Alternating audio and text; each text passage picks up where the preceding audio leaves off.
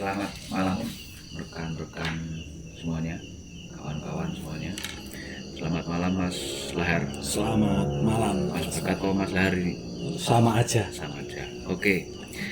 Ini adalah podcast kedua, sorry. Di situ ada tulisan ngolah pikir kopi, karena ini adalah warung kopi yang sementara kopinya ada di sini. Kita sembari ngobrol meneruskan pembicaraan yang terdahulu. Obrolan kita yang terdahulu tentang Eri, dan di akhir pembicaraan itu kita sudah menentukan tema untuk pembicaraan yang selanjutnya. Ini bicara tentang Andrzej Wojtek, atau mungkin ada yang nyebutnya Andrew. Adalah seorang pendaki kewarganegaraan Slovakia, karena dibilang dia punya 3 paspor, Selandia Baru, terus Australia, terus Slovakia. Ini dia dikabarkan hilang itu tanggal 30 Maret 2018 dan terus ditemukan pada tanggal 7 bulan April tahun 2018, berarti 7 hari setelah pencarian. Oke. Ada cerita yang bisa disampaikan tentang Andre ini, karena melihat dari story Instagram Mas Lahar itu ada yang bisa diceritakan tentang si Andre ini. Monggo. Oke, terima kasih Mas Bayu. Tentang Andre ini sebenarnya sangat menarik ya. Salah satu proses pencarian orang hilang paling keren yang pernah saya ikuti. Soalnya benar-benar melibatkan semua kemampuan yang saya miliki. Jadi saya mikirnya nyari orang hilang kan hal biasa loh, kayak orang hilang yang lain. Itu ternyata kasus Andre ini sangat-sangat berbeda dari kasus orang hilang yang lainnya. Jadi waktu itu saya sebenarnya nggak berminat untuk ikut terlibat nyari Andre ini. Pas kejadian itu kan saya di base camp di Barameru. Ditelepon teman-teman Basarnas itu kan, ayo ikut, ini ada pendaki hilang gini. Terus saya kok mikirnya ada yang janggal gitu loh, masa kok hilang gitu. Jadi kenapa waktu itu saya nggak tertarik, datanya kan nggak jelas.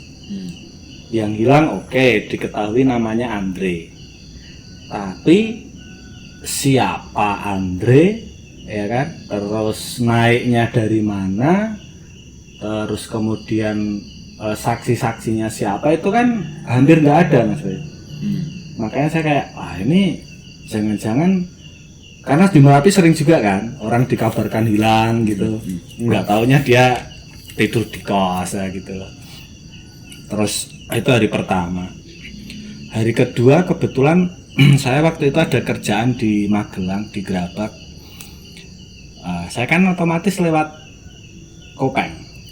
Nah, sampai ke Tasan, saya itu berhenti lah ngerokok, biasa ngerokok. Ada orang nanya jalur, bawa tas carrier dua orang.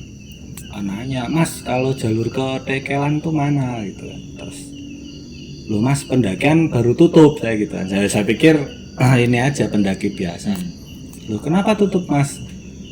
Kan baru ada orang hilang gini. Oh iya Mas, saya udah tahu nih, kita mau ikut nyari, kita dari Kediri ya nggak salah, dari Kediri. Terus saya mikir, masa iya toh orang Kediri aja mau bantu nyari gitu kan.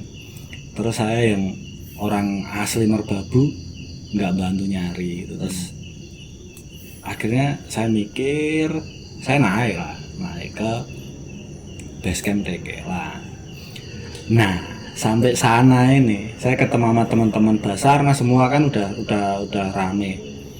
saya nanya siapa tuh yang hilang gitu kan. Oh ini datanya ini. Tapi tetap saya tuh ngerasa janggal itu loh. Masa iya tuh semudah itu hilang. Dan waktu itu kan menurut saksi mata dia hilang itu udah di apa?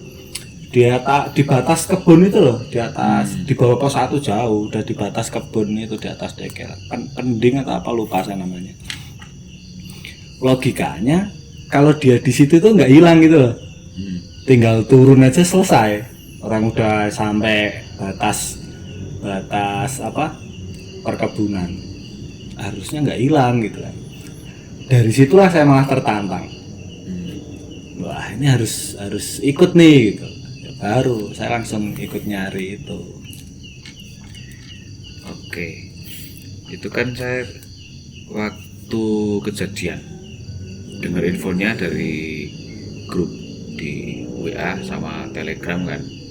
Terus dibilangnya dia naiknya dari Cundel, naik sudah sempat posting.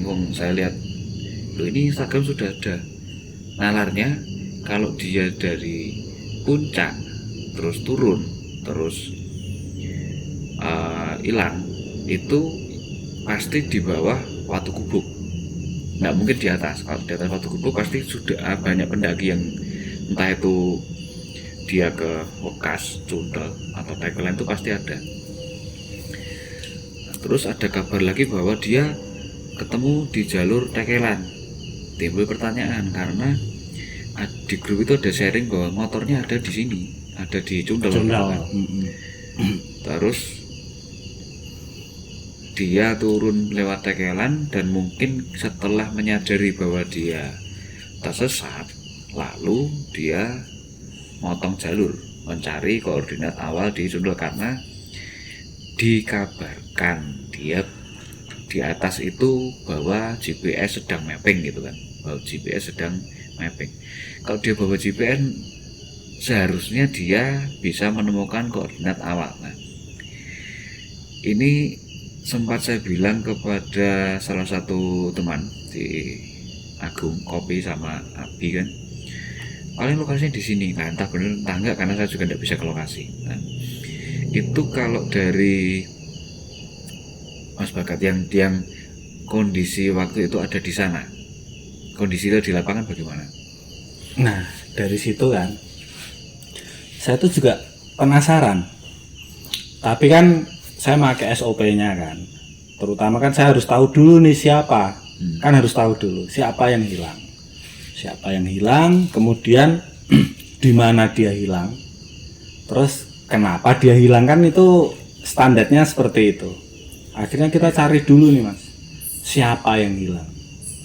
Soalnya itu kan cuman ya kita tahu nama aja, Andre, tanpa kita tahu punya datanya si Andre siapa itu. Yeah. Akhirnya kita nyari dulu tuh datanya. Nyari dulu, waktu itu kan ada temen si Andre itu cewek kan. Coba saya interogasi, saya tanya-tanya. Terus dia pun ternyata minim. Info tentang Andre itu juga minim gitu loh. Dia kenal katanya di Bali, ya biasa lah bule kan. Kenal di Bali, terus janjian di Kopeng itu. Jadi infonya sangat minim. Akhirnya, tapi dia tahu nih, Andre itu punya deposit box katanya di Hotel Artos, Artos Magelang. Nah dari situ kita berusaha, ternyata susah. Untuk ngakses deposit box itu susah, sampai minta tolong. Waktu itu dari Basarnas nggak sanggup, nggak bisa. Terus dari Polres juga nggak bisa. Akhirnya sampai ke Polda waktu itu. Baru dikasih izin kita untuk buka deposit box, itu pun terbatas. Jadi waktu itu kebetulan saya yang dipercaya sama Mas Rindang sama Mas Faza, 3 orang untuk buka deposit box itu. Kita buka, kita bawa ke Polsek Getasan. Itu hampir 2 hari saya coba, cuman mau nyari tahu nih ini siapa ini gitu. Kita cari tak bongkar semua itu Mas, bongkar semua, gila peralatannya. Jadi Andre itu ibaratnya mulai dari obat kuat sampai ke busur busur panah. Dia bawa di deposit boxnya itu. Udah, terus saya bongkar lagi. Wah, itu bukan orang kaleng-kaleng itu. Sertifikasinya dia Baskar punya. Terus dia juga penerbang. Dia punya sertifikasi ahli peledakan, jadi bom eksplosif itu. Dia punya sertifikasi itu juga. Terus dia punya sertifikasi terjun payung, terus navigasi. Terus wah, ini saya ini berasa kayak kucing yang sedang nyari singa gitu kan. Bandingkan saya kan kemampuannya itu jelas jauh sekali. Dari situ saya semakin penasaran, kok bisa orang yang memiliki kemampuan seperti ini hilang, gitu kan? Artinya dia secara teori survival dia menguasai, navigasi jelas dia menguasai. Nah, padahal dua faktor ini kan yang bisa menjadi daya dukung hidup di alam kan ini, dia menguasai semua. Saya makin penasaran, terus tak cari terus itu. Ini siapa sebenarnya gitu kan. Terus karena keterbatasan data, saya coba bongkar harddisknya. Saya telepon salah satu teman saya di instansi negara. Ditelepon saya, Mas, ini tolong nanti kalau bongkar harddisknya, laptopnya di lakban dulu kameranya gitu ya.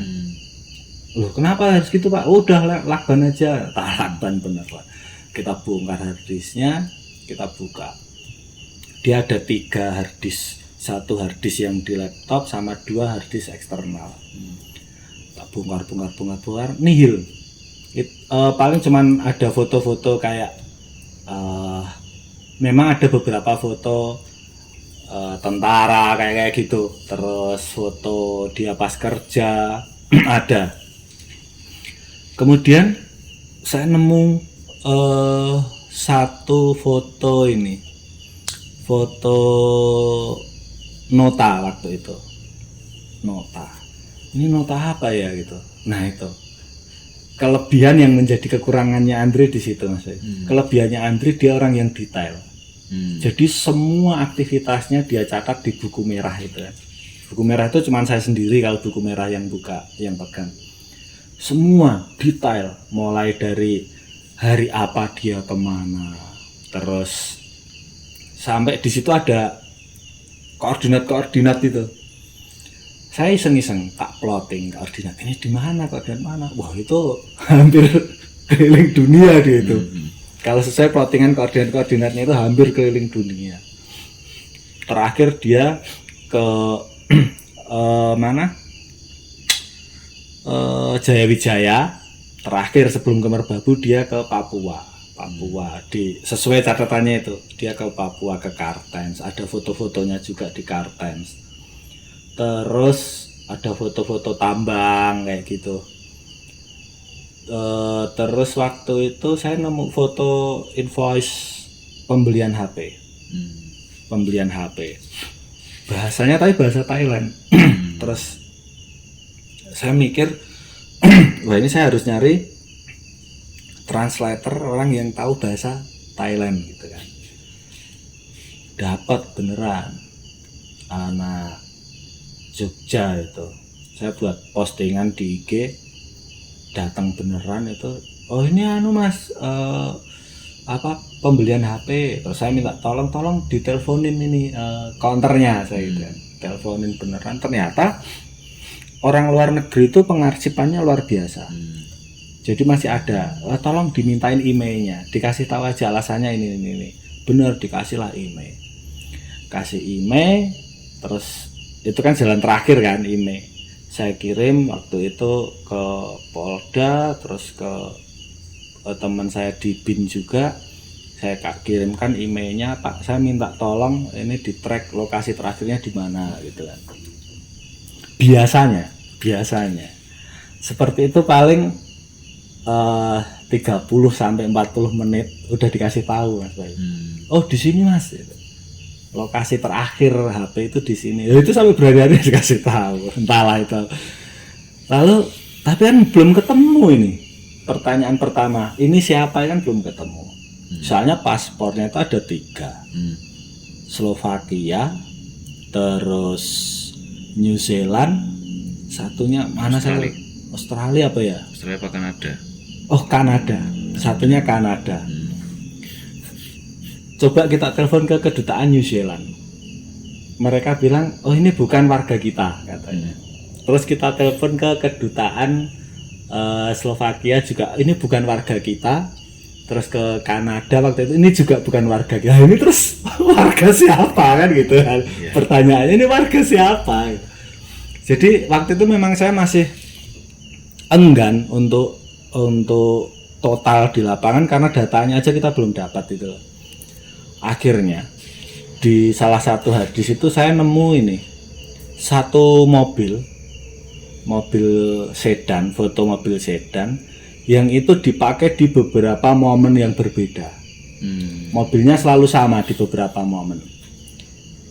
Terus saya ngambil kesimpulan, ini berarti bisa jadi mobilnya si Andre gitu kan. Terus ini plat mana gitu kan. Penasaran saya, ini plat mana. Ternyata Mas Bayu, di plat nomornya itu ada nomor teleponnya. Ada nomor teleponnya kan. Saya cari kodenya, ini nomor telepon mana? Slovakia. Slovakia. Dan nomor itu bisa dihubungi. Ternyata nomor itu nomor bapaknya si Andre. Nomor keluarga ini, nomor keluarganya si Andre. Kita hubungi, terus waktu itu juga saya minta tolong translator juga, suruh menyampaikan ini, ya itu anak kita, itu keluarga kita. Baru poin pertama dapat. Setelah poin pertama dapat, saya beranjak ke poin kedua. Oke, hilangnya di mana? Jelas merbabu ya kan. Tapi kan tidak semudah itu ketika bicara merbabu itu. Areanya sangat-sangat luas. Terus mengerucut lagi. Waktu itu saya minta HP-nya si Sista. Sista itu saya izin, saya baca semua percakapannya dengan Andre. Saya baca semua. Di situ percakapan terakhirnya itu intinya gini. Setelah dia ngirim koordinat, itu bukan Sherlock loh. Koordinat. Iya. Jadi dia ngeplot koordinat. Oh jelas gitu kan, dia orang yang tahu tentang GPS, tentang navigasi. Setelah dia ngirim koordinat, dia bicara seperti ini, kamu tidak usah khawatir, saya sedang berjalan-jalan gitu kan. Terus ya oke, hati-hati gini-gini. Terus di poin terakhirnya itu dia bilang seperti ini, kalau sore saya tidak turun, berarti terjadi apa-apa dengan saya gitu kan. Terus wah ini berarti kesimpulan saya, Andre ini naik bersama dengan masalah gitu kan. Ada masalah ini gitu kan. Saya tanya lagi sama si Sista, saya gali. Mbak, sebenarnya ada apa saya gitu kan. Sebelum naik gimana? Cerita. Ya Mas, kita sempat cekcok gitu kan. Sempat cekcok gini-gini. Cekcoknya kenapa? Ya dia pengen naik tapi saya tidak memperbolehkan gitu. Akhirnya dia nekat naik versi Sista gitu kan. Udah dia naik. Ada satu lagi saksi mata. Satu saksi yang dia melihat di puncak, ketemu di puncak. Satu saksi lagi dia ketemu di itu pending itu di bawah itu. Pending atau apa saya lupa namanya. Kalau Sunda kalau Tekelan, pending di bawah pos 1 kan, batas hutan sama lahan itu. Ketemunya di situ. Terus kalau di situ harusnya nggak hilang, saya tetap kayak gitu kan. Tapi saya coba menjadi Andre di situ. Oke, saya akan memposisikan diri menjadi Andre, saya gitu kan. Seandainya saya seorang Andre yang mempunyai basic seperti itu, mempunyai kemampuan seperti itu, saya akan punya beberapa pilihan. Pilihan pertama, saya akan kembali naik, kemudian turun lewat Cundal, pilihan pertama. Pilihan kedua, saya akan turun lewat Tekelan dengan resiko saya akan di stop orang Tekelan karena WNA, kemudian dia tidak registrasi, tidak berizin ketika naik. Itu pilihan kedua. Pilihan ketiga, kebetulan tempat saksi mata terakhir itu saya coba tarik garis lurus dengan koordinat motornya. Itu satu garis lurus. Pilihan terakhir adalah dia akan menuju ke koordinat motor tersebut. Nah, dari 3 pilihan itu satu pilihan terbantahkan, yang dia naik dan lewat Bekas lagi. Itu Cundal. Itu terbantahkan. Tinggal 2 pilihan. Pilihan kedua adalah dia lewat Tekelan, kemudian dengan resiko ABCD tadi. Cuman itu waktu itu kita juga butuh bukti, Mas Bayu. Soalnya ada info bahwa kan banyak foto kesebarkan itu. Udah di Magetan, udah di Madiun, udah di mana kan. Waduh, ini malah makin pusing saya itu kan. Akhirnya saya waktu itu bentuk beberapa seru yang baru pertama ini terbentuk dalam sejarah evakuasi pencarian orang hilang di gunung. Waktu itu saya bentuk seru namanya seru CCTV. Ya. Jadi tugasnya adalah memastikan semua CCTV jalur Tekelan, jalur Cundal, mulai dari Kopeng, bahkan waktu itu sampai kita perlebar sampai ke Salatiga. Semua CCTV itu pastikan bisa kita cek, termasuk di minimarket, ATM, tempat-tempat umum itu kita cek semua untuk memastikan bahwa Andre ini masih di atas atau sudah turun, karena banyak info bahwa dia sudah turun. Kemudian seru kedua waktu itu kita bentuk namanya seru hotel. Seru hotel itu tugasnya ngecek seluruh hotel di Kopeng sampai Salatiga dan Magelang. Jadi memastikan bahwa Andre tidak nginep di hotel. Nah, seru ketiga ini seru paling konyol. Namanya seru PK.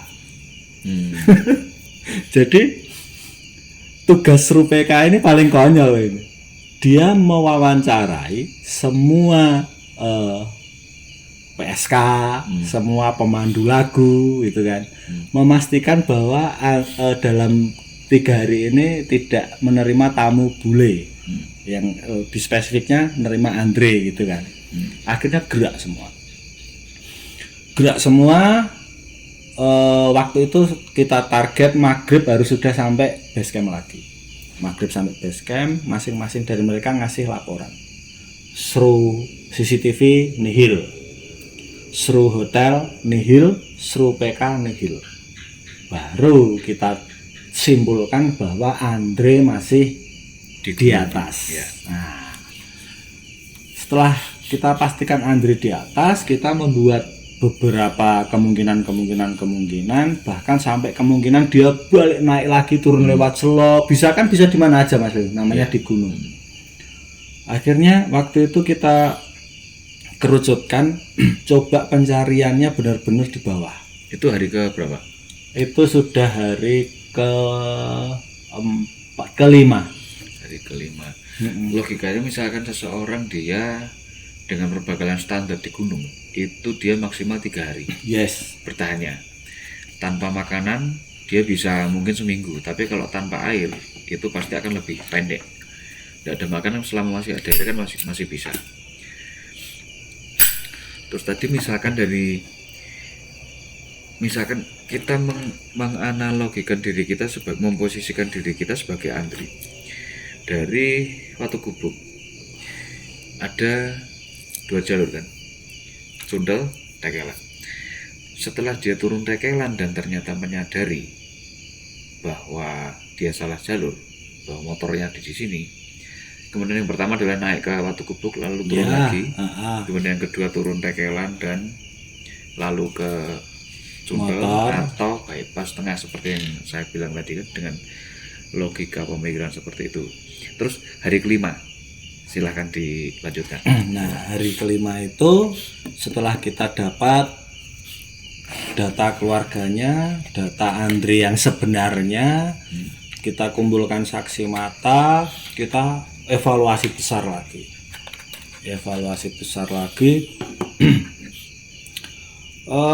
Masing-masing seru itu punya temuan. Ada yang menemukan jejak, ada yang menemukan trap, banyak yang berspekulasi bahwa ini masih survival gini-gini, tapi saya punya keyakinan orang ini mati.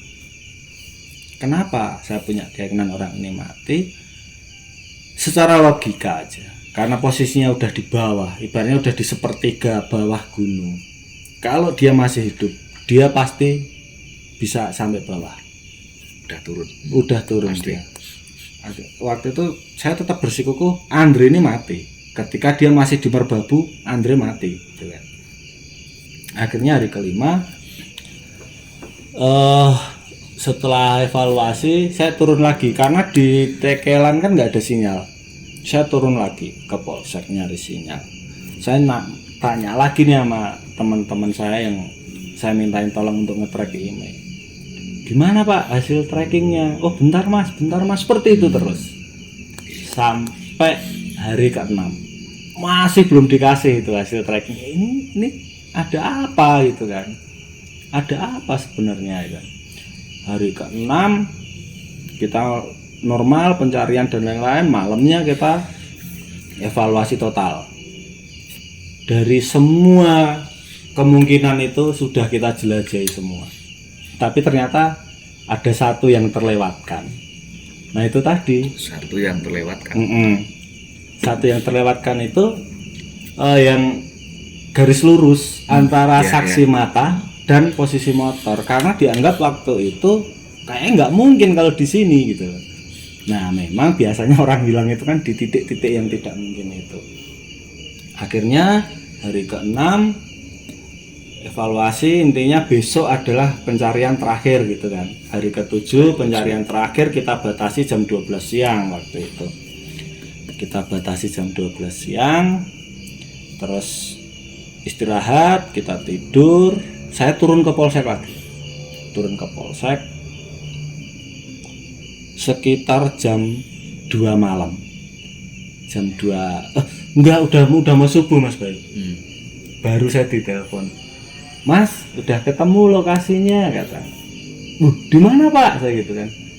Jawabnya itu konyol. Lah maunya di mana kata. Loh kok maunya di mana? Gimana maksudnya gitu kan? Ya maunya ditemukan di mana Mas katanya. Salah satu teman saya itu. Mungkin dia bercanda kan. Ya kalau saya maunya yang deket-deket aja saya gitu kan. Ya nggak usah jauh-jauh. Oh ya udah, semoga ditemukan yang deket-deket aja katanya kan. Lah mana koordinatnya?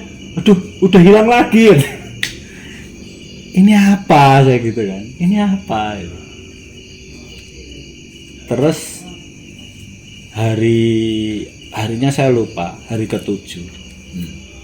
Jam 8 pagi kalau nggak salah itu. Masih pagi, jam setengah 8 atau jam 8. Teman-teman yang dari Cuntel nginfo ke kita, Mas ketemu katanya. Di mana gitu kan? Cuma di atas kampung dekat sumber air gini gitu kan. Ya. Terus kita naik. Jelas. Sampai sana kan. Ketemulah si Andre. Dan waktu ketemu itu darahnya masih seger. Oke. Darahnya itu masih seger. Saya mikir, apa Andre jangan-jangan baru semalam mati. Terus kalau baru semalam mati, ngapain aja dia? Banyak itu pertanyaan Mas Bayu. Akhirnya karena itu WNA, kita kan prosedurnya nggak boleh tentu dulu kan. Kita tunggu tim Inavis. Terus kita tunggu tim Inavis pun Polda itu yang datang, bukan Inavis Polres waktu itu. Ya sama Polres juga datang. Nah ini mulai agak-agak saya itu kok aneh ya gitu. Biasanya Mas Bayu, saya kan sering ya menangani kasus-kasus proses seperti itu, proses evakuasi. Biasanya ketika tim Inavis datang, standarnya adalah 1 polis line. Polis line, olah TKP, bla bla bla bla bla bla, banyak kan prosedurnya. Waktu itu enggak. Inavis datang, polis line memang udah kita pasang dari awal. Polis line minta dari polsek, cuma nanya, Mas Lari yang mana katanya. Oh siap saya Pak, saya gitu kan. Mas packing Mas katanya. Suruh making. Waduh kok gini ya gitu kan. Ya dia ngambil foto beberapa aja. Tapi waktu saya ngalami beberapa kejadian yang lain itu lama loh. Jadi dia olah TKP dulu. Harusnya. Iya. Prosedural. Tapi itu enggak. Udah kan sampai itu langsung Mas packing Mas gitu. Oh iya siap. Gitu. Nah pas packing kan banyak sekali itu orang. Saya mikir lagi, waduh, ini tim saya ini bisa bahaya gitu kan. Kalau dengan manusia sebanyak ini, terus media juga sebanyak itu, warga sebanyak itu, nanti tim saya ini yang bawa mayat ini bisa bahaya gitu kan. Bahayanya jalan, tahu sendiri jalannya seperti apa kan. Terus kiri kanan banyak orang, wah ini nggak bisa kayak gitu. Akhirnya saya minta teman-teman waktu itu yang dibawa sama saya itu teman-teman AGL, teman-teman Grasindo, terus teman-teman Basecamp, Cunto, Tekelan ada juga, Basarnas, TNI Polri, tapi nggak banyak itu loh, yang banyak di atas. Udah gini aja, kita buat satu pengalian saya gitu kan. Jadi buat mayat palsu saya gitu. Oke, udah paham kan mereka. Langsung lah buat satu kantong mayat, kita isi rumput, isi apa, yang penting kurang ini bentuknya kurang gitu ya. Bentuk. Oke, wes mirip, oke. Packing rapi Mas. Packing rapi, minta tolong Pak polisi, Pak tentara, Pak ini tolong dikawal. Oke Mas, siap Mas, kita paham gitu kan. Jadi dikawal. Seakan-akan itulah mayat yang sebenarnya, dikawal sampai atas clear, nggak ada orang lagi, tinggal beberapa orang itu tadi, teman-teman Basecamp waktu itu, Basecamp Cundol, Basecamp Tekelan, terus Sindoro, Lawu, banyak teman-teman Basecamp, sama Basarnas ada juga. Jadi ini jalurnya, waktu itu ada orang lokal, banyak orang lokal juga kan. Tolong saya carikan jalur yang tidak melewati jalur ini ya gitu kan. Oke Mas ada gitu kan. Baru kita packing mayat yang sebenarnya, kita packing, beda hampir setengah jam Mas, beda sekitar setengah jam kita packing, kita alihkan lewat jalur lain. Jadi itu murni tujuannya untuk menjaga keselamatan teman-teman. Jadi bukan untuk mengelabui wartawan dan lain, enggak. Karena terlalu crowded kan bahaya, kasihan teman-teman rescuernya nanti kan. Akhirnya ya alihkan, terus kita bawa turun ke polsek. Nah, pas sudah turun, saya telepon teman saya lagi. Pak, mohon maaf saya mau tanya itu. Iya Mas Har, gimana? Siapa ini sebenarnya itu? Ya pendaki kan. Iya saya tahu ini pendaki gitu kan. Tapi ini siapa gitu kan. Wah saya juga nggak tahu Mas katanya kan. Udah gini aja. Nanti kalau si Andre jenazahnya dipulangkan dalam keadaan dikremasi, berarti apa yang Mas Lahar pikirkan benar katanya. Tapi kalau si Andre nanti dipulangkan jenazahnya utuh, berarti yang apa yang Mas Lahar pikirkan salah. Jangan kayak gitu. Terus ternyata pulangnya dikremasi masih Semarang. Terus masa iya yang saya pikirkan benar saya gitu kan. Tapi terlepas dari itu semua, saya lebih ke ini. Ternyata orang sehebat Andre itu pun mati juga itu Mas Bayu. Nah waktu saya buka datanya itu saya juga penasaran sebenarnya. Tapi memang di foto-fotonya itu, di arsipnya itu, kakaknya kalau nggak salah, kakaknya si Andre ini dia kalau di Indonesia pas pampres. Jadi dia pasukan pengawal presiden itu. Di foto-fotonya ya nggak tahu kalau cuma foto editan, tapi kayaknya juga nggak mungkin foto editan. Dan beberapa foto Andre memang dia juga megang senjata, pakai baju militer kayak gitu, foto-foto Andre. Kakak apa adanya saya lupa, mirip sekali itu wajahnya juga. Terus saya mikir, apa ini tentara ya? Apa ini, saya jadi kayak itu loh mas, kayak berimajinasi di film-film itu loh. Atau jangan-jangan ini agen rahasia gitu kan. Kalau dari postur tubuhnya memungkinkan, postur tubuh, tapi kita kan tidak tahu. Dengan postur tubuh dan dengan basic skill itu ya ada kemungkinan ya. Dan dia itu bisa bawa senjata loh. Jadi di deposit boxnya itu ada senjatanya itu panah modern, bukan panah yang panah kok bisa lolos gitu loh. Kok bisa lolos? Terus uang cashnya itu juga banyak sekali mas. Uang cashnya itu waktu euro yang cash loh ini. Itu kalau kita rupiahkan waktu itu sempat kita hitung itu sekitar 100 sekian jutaan lah yang cash. Lalu di buku merahnya itu kan ada catatan buku tabungan juga. Ada buku tabungan itu ada yang jutaan dolar loh. Ada 4 kalau nggak salah itu, 4 buku tabungan. Kalau saya niat sebenarnya bisa orang pinnya ATM itu ditulis semua di buku merahnya itu. Yang ini pinnya ini, yang ini pinnya ini, yang ini pinnya ini, itu ditulis semua. Satu tabungan itu 700 ribu. Saya kalau nggak, sekitar itu 700 ribu. Terus satu tabungan, pokoknya total itu hampir 5 juta. Tabungannya 5 juta US loh. Wih, ini sangar nih itu kan.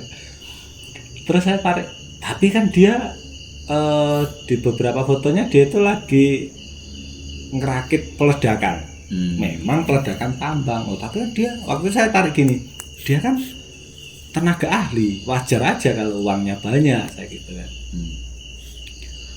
Tapi yang membuat saya kayak, ini asumsi saya sendiri, kayak curiga bahwa ini tuh bukan orang sembarangan, yaitu sesulit itu saya cuma mencari informasi siapa Andre. Telepon kedutaan selalu mereka jawab, oh itu bukan warga kita, itu bukan warga kita. Dan setahu saya emang bisa satu orang mempunyai beberapa paspor aktif, itu bisa nggak? Mungkin nggak bisa. Kayaknya enggak kan? Nggak bisa. Itu hidup semua loh paspornya. 4 loh itu sebenarnya paspor itu. Terus, nah ini tiket perjalanannya. Jadi dia itu dari Moskow, waktu itu dari Rusia kan, dari Rusia, terus dia ke Kanada, terus dia ke Bangkok ke Bali ke Papua ke Bali lagi, terus ke Merbabu. Nah, di jadwal perjalanannya dari Merbabu dia ke Bali lagi, terus ke ini, aduh kok saya mana, Maladewa ke Maladewa. Jadi dia tuh ditulis detail itu loh, jadwal perjalanannya itu, schedule-nya itu, oh ini hari ini tanggal ini kemana, itu terjadwal dengan rapi orang itu. Dan itu saya lihat tiketnya itu benar-benar sesuai schedule-nya dia semua. Jadi wah ini orang ini bukan orang sembarangan kayak gitu kan. Ya dia bisa traveling seperti, anggaplah dia orang traveling, bisa traveling seperti itu kemana-mana dengan banyak paspor, kan jelas bukan orang sembarangan itu. Dan memang isu yang beredar kan waktu itu, wah ini jangan-jangan agen rahasia katanya kan. Iya. Wah, masa iya sih agen rahasia? Terus kalaupun iya,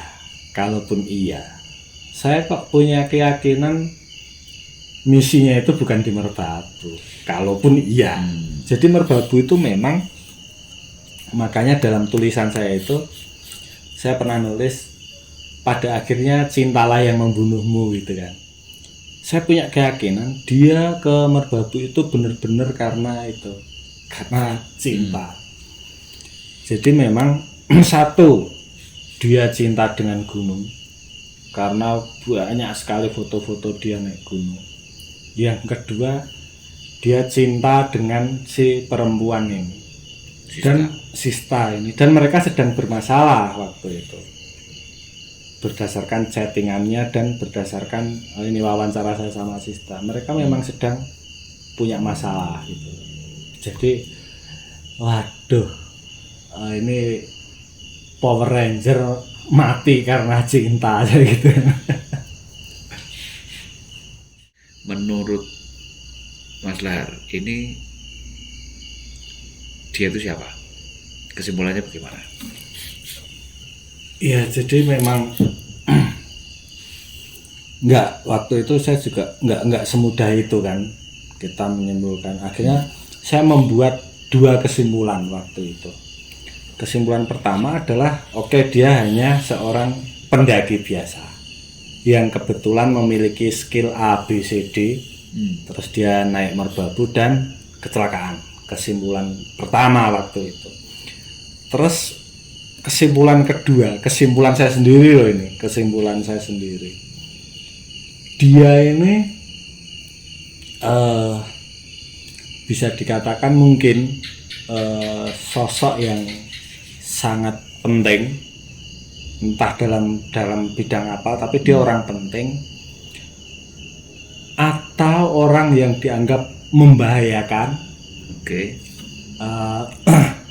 Atau mungkin seperti yang beredar di masyarakat luas, mungkin dia adalah agen khusus, spionase atau apa. Dan ketika itu adalah agen khusus atau spionase, mungkin ini asumsi aja ya. Dia itu bisa jadi dihilangkan. Masuk akal. Ya. Ketika memang dia adalah seorang agensi khusus itu tadi. Tapi terlepas dari itu semua, kesimpulan saya adalah ternyata sehebat apapun kita, ya kan, mau kita menguasai sebanyak apapun ilmu, mau memiliki sebanyak apapun sertifikasi, ketika di alam kita bukan siapa-siapa. Itu kesimpulan saya, Mas Bayu. Oke. Kita sudah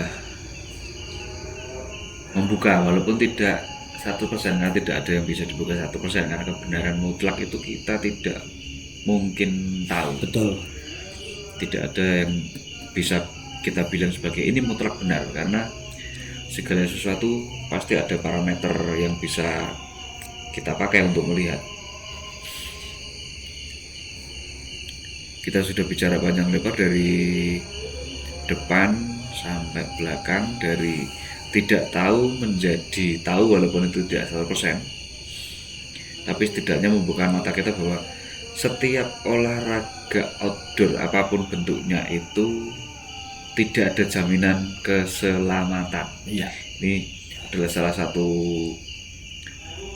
pesan untuk semua, karena walaupun kita itu tadi kita punya segala macam hal yang bisa membantu kita dalam artian survival, daya dukung hidup di alam bebas, tapi kembali lagi ke faktor alam, takdir dan sebagainya bisa berubah setiap saat, keputusan kita bisa salah setiap saat, dan dituntut kebijaksanaan kita untuk melihat suatu hal dari perspektif yang berbeda.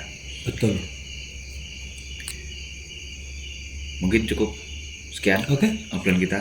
siap. Oke, ngolah pikir akan ada lagi nanti membahas tentang kemarin apa, Semeru atau Sinabung atau hal lain. Nanti biarkan mengalir. biarkan Apakah teman-teman sesuatu- yang memilih tema apa yang akan kita bahas. apakah sesuatu yang mistis, apakah Mistis juga oke ya kan. mistis. Oke, terima kasih untuk kebersamaan, untuk semoga obrolan ini bermanfaat bagi kita semua. Terima kasih. Sampai jumpa di lain kesempatan.